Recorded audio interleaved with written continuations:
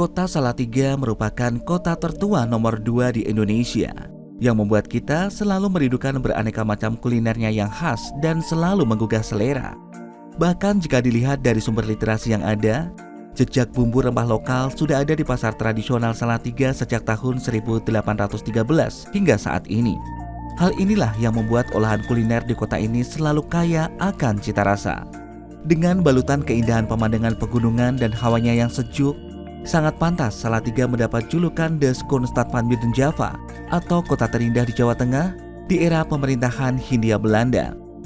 Kota multikultural dan juga multi etnis yang hidup di dalamnya berbagai budaya, adat istiadat, suku dan bahasa. Kota yang damai dan harmonis, sehingga tidak mengherankan jika kota ini beberapa kali menyandang predikat kota tertoleran se-Indonesia. Sebuah peradaban kota yang menarik, percampuran dari berbagai budaya atau akulturasi yang sangat berperan dalam kehidupan sehari-hari masyarakatnya, termasuk dalam bidang kuliner. Pada tahun 1814 tersebutlah di dalam sebuah buku berisikan resep pusaka masakan tradisional Jawa kuno yang telah diwariskan oleh para leluhur secara turun-temurun. Salah satunya adalah resep masakan sambal tumpang. Buku resep tersebut biasa disebut dengan Serat Centini. Seiring berjalannya waktu, masakan sambal tumpang ini kemudian dimodifikasi dengan menggabungkan bahan utama lainnya seperti koyor, daging tetelan, tulang muda, dan tahu. Di Salatiga terdapat warung makan sambal tumpang koyor yang cukup terkenal dan menjadi salah satu kuliner legendnya kota Salatiga, yaitu Sambal Tumpang Bukori. Usaha ini pertama kali dirintis sejak tahun 1940 oleh Ibu Nalira. Kemudian diteruskan oleh anaknya yaitu Ibu Kori pada tahun 1950-an. Saat ini usaha tersebut telah memasuki generasi ketiga yang diteruskan dan dikelola oleh Ibu Aminatun. Lebih dari 30 tahun Ibu Aminatun menjajakan masakan sambal tumpang koyor ini di Jalan Jenderal Sudirman. Kemudian pindah ke pasar dan akhirnya karena faktor usia saat ini sambal tumpang Bukori menetap dan berjualan di daerah Pasar Anyar, Kelurahan Kauman Kidul, Salatiga. Yang menjadi keunggulan dan keistimewaan dari sambal tumpang koyor Bukori adalah proses fermentasi tempenya yang dilakukan sendiri secara tradisional. Pemilihan bumbu rempah serta koyoran juga sangat diperhatikan kualitasnya, demi untuk tetap menjaga dan mempertahankan cita rasa masakan tersebut. Proses dalam pengolahannya pun sangat teliti dan tidak sembarangan. Bahkan dapat memakan waktu hingga kurang lebih 6 jam dalam memasaknya. Dimasak dengan api kecil sehingga olahan sambal tumpang koyor ini bisa menghasilkan cita rasa yang khas dan nikmat. Saat ini sambal tumpang Bukori kini menjadi kuliner khas dan andalan kota Salatiga.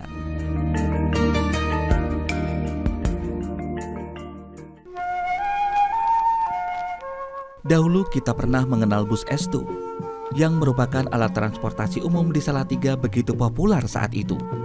Terlepas dari itu, ternyata keberadaan bus tersebut juga mengawali lahirnya sebuah warung soto legendaris di kota Salatiga.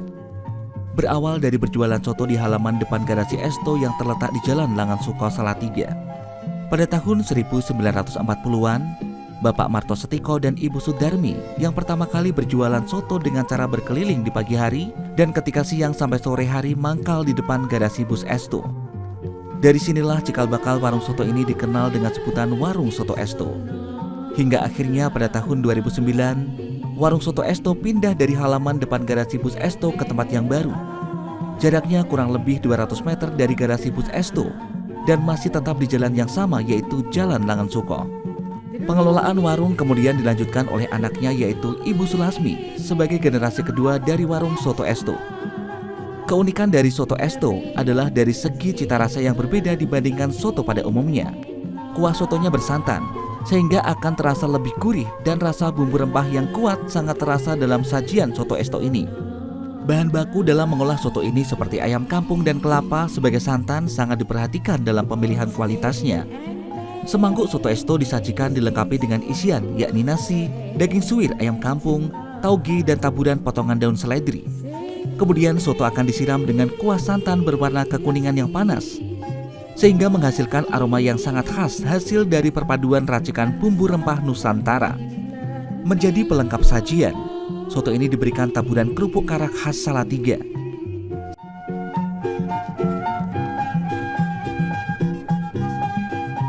Selain semangkuk soto kuah santan, tersedia juga berbagai jenis lauk pendukung khas tradisional yang mampu menggiurkan dan memanjakan lidah para pelanggannya. Terlebih lagi jika menyantapnya dengan lauk telur uritan sebagai penciri khas dari sajian makanan di soto esto. Memasuki generasi ketiga, racikan resep bumbu soto esto yang merupakan warisan keluarga turun-temurun ini terus dipertahankan, sehingga cita rasanya tidak berubah sejak tahun 1940-an. Bertahan hingga puluhan tahun, membuat soto esto kini menjelma menjadi salah satu kuliner legendaris di kota Salatiga yang tak pernah sepi dari para pengunjung. Soto merupakan salah satu jenis kuliner yang terkenal di Nusantara, di mana olahan soto memiliki berbagai ragam varian di masing-masing daerah yang menjajakannya. Termasuk di kota Salatiga terdapat lebih dari 40 varian soto yang ditawarkan di kota kecil ini. Sehingga tidak mengherankan, kita akan banyak menjumpai para penjual olahan soto di berbagai sudut kota ini. Dengan didukung suasana pagi yang dingin di kota Salatiga, maka soto adalah salah satu menu kuliner sarapan pagi yang paling populer di kota Salatiga. Lain halnya dengan soto esto dengan kuah santainya. Ada satu tempat makan favorit yang menawarkan hidangan soto dengan kuah bening, adalah Soto Kesambi, atau lebih lengkapnya Soto Bening Kesambi, yang berada di Jalan Geladakan, Salatiga. Pada tahun 1950-an, usaha ini mulai dirintis oleh Pak Wianto atau Tan Ping Chuan. Lokasi awal rumah makan Soto Kesambi ini dulunya berada di Jalan Kesambi, sehingga penamaan warung pun mengikuti nama jalan di mana warung ini pertama kali dibuka. Pengelolaan warung saat itu dikelola oleh keluarga besar. Pada tahun 1977, Pak Wianto atau Tan Ping Chuan, salah satu anaknya, pindah di daerah Geladakan yang kemudian membuka warung soto pada tahun 1980 dan bertahan sampai saat ini. Racikan bumbu dari warung Soto Kesambi ini merupakan resep turun-temurun warisan keluarga. Tidak ada yang ditambah ataupun dikurangi. Bahan dasar serta bumbu pendukungnya dipilih dengan cermat dan baik dengan melihat kualitasnya. Tahapan dalam prosesnya sesuai standar yang ada untuk menjaga tradisi dan cita rasa agar tidak berubah. Penyajian soto kuah bening di warung ini dengan memakai mangkuk porselin khas Cina yang mungil dan sendok bebek. Penyajian menu yang terbilang sederhana namun menggiurkan. Selain itu juga terdapat berbagai hidangan pendamping yang juga tak kalah lezatnya. Sebut saja perkedel kentang buatan khas warung ini. Rasa dan pengolahan perkedelnya berbeda bila dibandingkan dengan perkedel kentang di warung lain di Salatiga. Ada satu lauk spesial yang ditawarkan di Soto Kesambi, yaitu rongkong. Rongkong sendiri merupakan bagian dada ayam betina yang masih utuh dengan bakal telur berupa kuningnya tanpa cangkang. Tentunya dari kesemua ini akan menambah cita rasa yang unik dan khas ketika menyantapnya. Sehingga tak mengherankan jika warung Kesambi Geladakan ini selalu diminati dan banyak pelanggan baik dari dalam kota maupun luar kota Salatiga.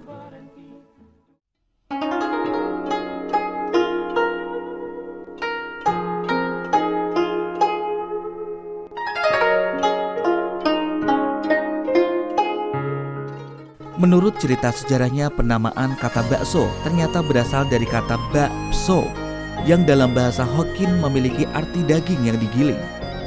Seiring berkembangnya zaman, makanan ini semakin digemari oleh masyarakat lokal sebagai sebuah santapan. Ditambah dengan ramuan kekayaan bumbu remah yang tersedia di Nusantara, membuat bakso sendiri mengalami perpaduan budaya dengan berbagai variasi racikan bumbu yang membuatnya bertambah lezat. Sampai saat ini olahan bakso telah menyatu dan menjadi bagian dari kuliner keseharian masyarakat Indonesia.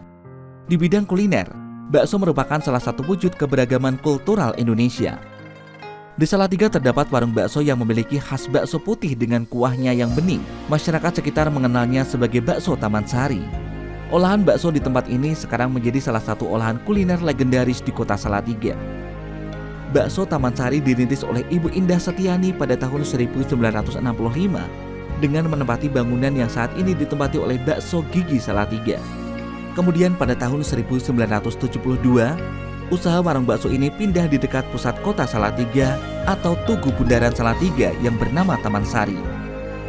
Pada saat itulah akhirnya usaha warung bakso ini dikenal dengan sebutan Bakso Taman Sari. Seiring berjalannya waktu, warung bakso Taman Sari berpindah tempat ke Jalan Diponegoro nomor 105 Salatiga atau depan SMP Pangudi Luhur Salatiga hingga saat ini. Dalam hal pemilihan bahan bakunya, bakso Taman Sari tidaklah sembarangan, mulai dari pemilihan daging yang berkualitas sampai pemilihan bumbu yang akan diolah sebagai penyedapnya. Semua sangat diperhatikan dengan baik. Bahkan demi untuk menjaga kualitasnya, Maka dalam proses pengolahannya, bakso Taman Sari sampai saat ini masih tetap menggunakan cara tradisional dengan menggabungkan bahan dasar daging giling serta racikan bumbu yang khas warisan keluarga secara turun-temurun. Hal inilah yang membuat cita rasa di bakso Taman Sari tidak berubah sampai saat ini, walaupun telah berganti generasi. Seiring dengan berjalannya waktu, kini bakso Taman Sari telah banyak melakukan berbagai inovasi dalam penyajian menu baksonya. Terdapat kurang lebih 17 varian menu bakso yang ditawarkan. Para pelanggannya pun kini dapat memilih sesuai dengan seleranya. Sajian bakso Taman Sari selalu mampu membuat jatuh hati para pelanggannya untuk datang kembali dan merasakan kenikmatan saat menyantap bakso, serta menyeruput hangat kuah kaldunya yang segar. Dan yang pasti tidak lupa merasakan kelezatan aneka macam hidangan penyertanya.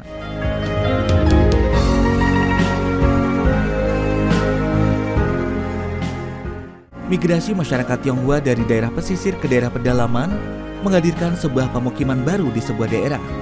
Salah satunya daerah Pecinan di Salatiga. Salah satu penanda adanya sejarah perkembangan masyarakat Tionghoa adalah hadirnya kelenteng Hok Tak Bio yang dibangun oleh masyarakat keturunan Tionghoa di Salatiga sekitar tahun 1872.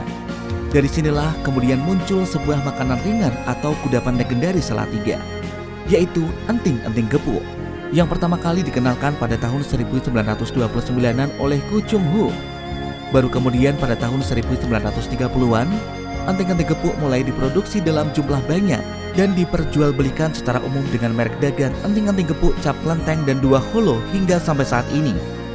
Penamaan yang disematkan tersebut merujuk pada kelenteng Hok Tak Bio yang memiliki 2 holo di bagian depannya. Pada masa lalu, pengemasan enting-enting gepuk masih menggunakan daun bambu yang telah dikeringkan, dikarenakan pada saat itu kertas masih langka dan mahal. Barulah pada tahun 1965 mengalami perubahan kemasan dengan menggunakan kertas. Namun bentuk segitiga khas dari enting-enting ini tidak berubah dan masih dipertahankan hingga saat ini. Usaha ini masih terus berjalan dan kini telah sampai pada generasi ketiga. Bahan baku primer dari enting-enting gepuk ini kacang tanah. Maka demi untuk menjaga cita rasa dan menjamin kualitasnya, kacang tanah yang digunakan adalah kacang tanah lokal yang memang sudah terbukti paling baik, enak, dan gurih rasanya. Selain itu, gula pasir juga merupakan komponen penting dalam pembentuk rasa dan sebagai bahan pemanis. Proses membuat cemilan kacang yang disangrai dan dicampurkan ke dalam larutan karamel panas, sehingga menghasilkan rasa manis sebagai kulitnya. Sementara bagian dalamnya diisi dengan kacang tanah yang telah digepuk dan dihancurkan menjadi serbuk.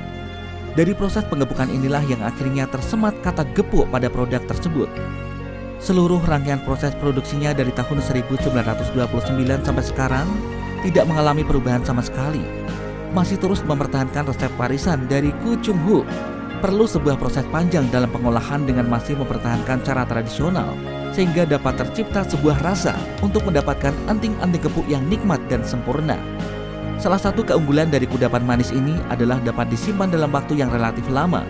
Pengemasannya pun kini lebih modern, baik, dan aman, sehingga layak untuk dijadikan oleh-oleh bagi siapapun yang sedang berkunjung ke kota Salatiga. Enting-enting gepuk sangat cocok untuk melengkapi dalam tradisi minum teh ataupun kopi di pagi dan sore hari. Sudah lebih dari 93 tahun kudapan manis ini disajikan dan menjadi salah satu makanan legendaris kota Salatiga.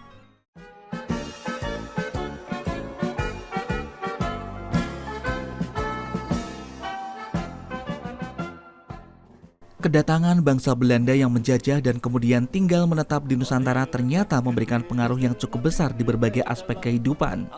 Salah satunya adalah tradisi budaya makan roti dan kue yang sering dilakukan oleh bangsa Eropa umumnya dan secara khusus adalah bangsa Belanda. Salatiga pada masa pendudukan kolonial Hindia Belanda banyak dihuni oleh para pejabat penting Hindia Belanda. Ini dibuktikan dengan banyaknya bangunan bergaya Indis yang masih berdiri kokoh hingga saat ini. Maka tidaklah mengherankan jika sampai saat ini masih banyak toko berjualan roti di berbagai sudut kota ini dengan berbagai macam merek dan varian rasa. Terletak di pusat kota Salatiga, tepatnya di Jalan Jenderal Sudirman nomor 155 Salatiga. Terdapat sebuah toko roti yang telah menjajakan roti dan kue sejak tahun 1950. Toko roti tersebut adalah Toko Roti Tegal Salatiga. Sebuah toko roti dengan tampilan sederhana ini sekaligus merupakan rumah produksi penghasil roti dan kue berkualitas premium. Berbagai macam produk unggulan varian olahan roti dan kue ditawarkan di tempat ini, antara lain resep khas roti keju, roti kelapa, roti klasik yang rasa dan bentuknya tidak berubah dari era zaman Belanda, dan masih banyak lagi varian yang lainnya. Roti Tegal mampu menghadirkan kenikmatan cita rasa dalam setiap gigitan rotinya, sehingga membuat pelanggan jatuh hati dan datang kembali untuk mencicipi berbagai produk di Roti Tegal. Kini Roti Tegal menjadi salah satu olahan kuliner kudapan warisan legendaris di Kota Salatiga.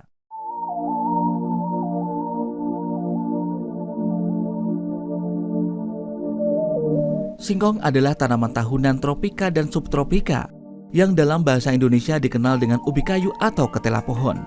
Menurut sejarahnya, tanaman singkong ini dulunya dibawa oleh bangsa Portugis ke Nusantara sekitar abad 16. Kemudian dikenalkan dan ditanam pertama kali di Maluku, sebelum akhirnya menyebar ke seluruh penjuru Nusantara. Seiring berkembangnya zaman, kini singkong menjadi makanan sehari-hari bagi orang Indonesia.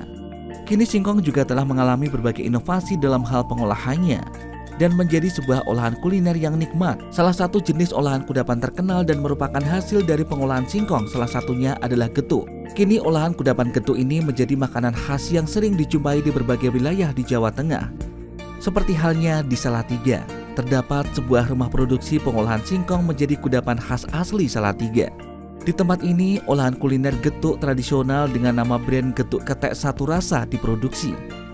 Usaha ini pertama kali dirintis oleh Mbah Suwarni sejak tahun 1980-an.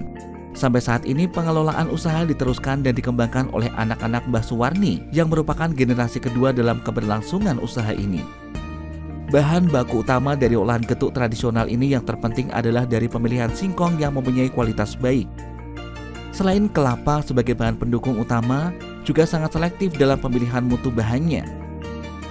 Proses pengolahan dan pencampuran singkong dengan bahan baku pendukungnya masih menggunakan cara-cara tradisional, serta masih tetap mempertahankan komposisi resep kudapan khas warisan keluarga yang sudah turun-temurun. Olahan kuliner getuk ketek satu rasa memiliki tekstur yang lembut dan manis yang tidak berlebihan. Rasa gurihnya didapat dari perpaduan singkong dan kelapa yang disatukan dalam sebuah adonan. Selain itu, yang menjadi keistimewaan dari getuk ini adalah dibuat tanpa bahan pengawet, sehingga bisa dipastikan getuk yang dijual akan selalu baru. Kata satu rasa pada merek ini bukannya tanpa arti. Walaupun sudah puluhan tahun menekuni usaha ini, namun sampai saat ini getuk ketek hanya menyediakan satu varian rasa, yaitu rasa original. Getuk tradisional dikemas dalam bentuk persegi, disusun secara teratur dan dibatasi dengan daun pisang. Rumah produksi getuk ketek satu rasa ini sampai saat ini tak pernah sepi dari pelanggan, baik yang berasal dari dalam kota Salatiga maupun dari luar kota Salatiga, sehingga menjadikan getuk ketek satu rasa merupakan salah satu kudapan tradisional legendaris khas kota Salatiga. Lahirnya wedang ronde merupakan bukti adanya akulturasi atau perpaduan budaya Tionghoa dengan Nusantara. Ronde sebenarnya adalah minuman tradisional dari Cina yang bernama Tang Yuan. Sajian ini identik dengan simbol mempererat tali kekeluargaan. Racikan minuman hangat ini dikenalkan oleh para pedagang Cina melalui hubungan dagang kepada masyarakat Nusantara pada masa itu. Perpaduan budaya terjadi pada olahan minuman ini adalah ketika adanya penambahan rempah khas Nusantara yang ikut menjadi bahan baku utama dalam proses pembuatannya. Seiring berjalannya waktu, akhirnya olahan kuliner minuman ini juga berkembang di Salatiga dengan nama wedang ronde. Terdapat satu warung yang menjajakan wedang ronde yang sangat terkenal dan telah menjadi legendaris di Salatiga. Warung tersebut dikenal dengan sebutan dengan nama Ronde Jago yang dirintis sejak tahun 1964. Di tempat ini kita bisa menikmati hangatnya wedang ronde dengan cita rasa khas dan unik yang tidak dimiliki oleh warung ronde di tempat lain. Cikal bakal nama Jago sendiri berasal dari warung yang dulunya tidak hanya berjualan ronde, namun juga merupakan agen jamu jago terbesar dan pertama di Salatiga. Sampai saat ini para pelanggan menyebutnya dengan sebutan Ronde Jago. Ronde Jago masih bertahan hingga sekarang dan saat ini dikelola oleh generasi keempat, yakni Airlangga. Meskipun sudah berganti generasi, namun cita rasa khas Ronde Jago dari dulu hingga sekarang tetap terjaga dan tidak berubah. Salah satu menu andalan dari Ronde Jago adalah ronde skoteng. Resep racikan ramuan warisan keluarga tetap dipertahankan secara turun-temurun. Terdapat berbagai bahan ramuan khas dari Ronde Jago yang terdapat dalam semangkok ronde skoteng, yaitu ronde yang dibuat dari tepung ketan, dicampur sedikit air, diberi isian, dibentuk bola, dan direbus kemudian dicampurkan bahan lainnya seperti gula, manisan kulit jeruk, sagu delima, kolang kaling, manisan tangkwe, dan rumput laut. Bahan-bahan yang menyatu sempurna sehingga menciptakan sebuah aroma khas dan menghasilkan kenikmatan rasa kehangatan saat menyeruput minuman ini. Berada di tempat ini, kita seperti bernostalgia masuk ke dalam dimensi waktu masa lalu. Bukan hanya resep olahannya saja yang dipertahankan, namun peralatan penghangat, cangkir minum dan toples tempat kudapan pendukung pun masih dipertahankan dengan bentuk dan model klasik era zaman dulu. Berada di sebuah lorong pertokoan Jalan Jenderal Sudirman, Kota Salatiga, meskipun tempatnya tersembunyi, namun tetap saja tempat satu ini tidak pernah sepi akan pengunjung.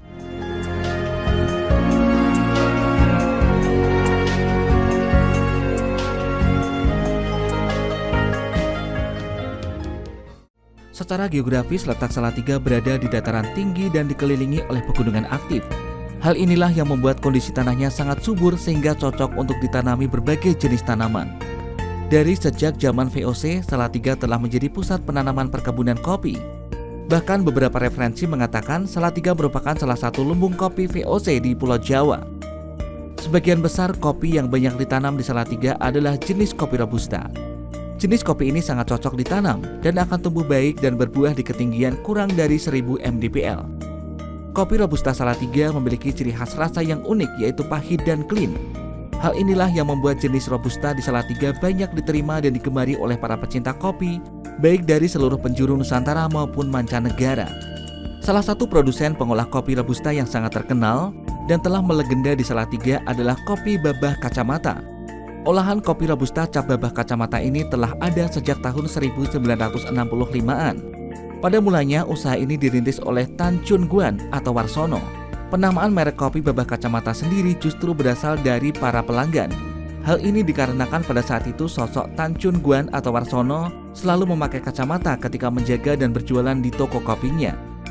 Rumah produksi dan toko kopi babah kacamata sekaligus tempat tinggal ini terletak di Jalan Kalinyamat nomor 16 area Pasaraya, Kota Salatiga. Saat ini usaha tersebut dilanjutkan oleh anaknya, yaitu Bapak Astono, yang memang sejak kecil sudah ikut membantu orang tuanya dalam mengolah kopi Robusta. Maka tidaklah mengherankan jika Bapak Astono mengetahui dengan detail proses pengolahan baik dari awal hingga akhir proses pembuatan produk ini. Dari pengalaman inilah cita rasa kopi yang dihasilkan tetap terjaga dan tidak berubah sama sekali dari tahun 1965-an sampai saat ini.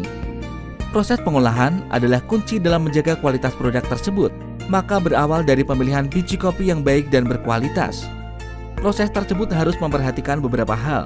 Salah satunya adalah warna dan bentuk fisik kopi, serta aroma biji kopi yang kuat dan khas. Setelah itu, biji kopi yang telah dikeringkan dan dikupas disortir lagi untuk mendapatkan biji kopi Robusta pilihan yang paling berkualitas. Tahapan selanjutnya adalah proses roasting coffee. Pada tahapan inilah proses yang sangat menentukan terciptanya cita rasa kopi Robusta dari kopi babah kacamata yang melegenda.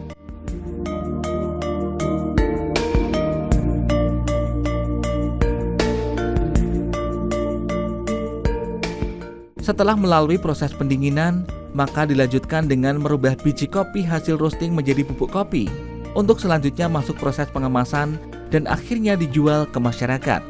Dalam hal distribusi hasil produk olahan kopi, Kopi Babah Kacamata telah mengemas produknya menjadi beberapa varian kemasan. Semua dilakukan demi untuk memenuhi standar nasional dan bahkan internasional. Kemasan ini diharapkan mampu untuk terus menjaga cita rasa dan aroma kopi Robusta khas dari Kopi Babah Kacamata. Kini Kopi Babah Kacamata telah menjelma menjadi salah satu produsen olahan kopi yang layak untuk dijadikan salah satu oleh-oleh olahan kopi legendaris dari Kota Salatiga. Beragam jenis kuliner legendaris yang ada di Kota Salatiga membuktikan bahwa peradaban kota ini sudah maju dan berkembang. Kelezatan cita rasa sajian kuliner yang menjadi cerita sejarah cukup panjang ini akan terus menjadi warisan budaya turun-temurun, sehingga menjadikan Kota Salatiga sangat layak menjadi simpul gastronomi Indonesia.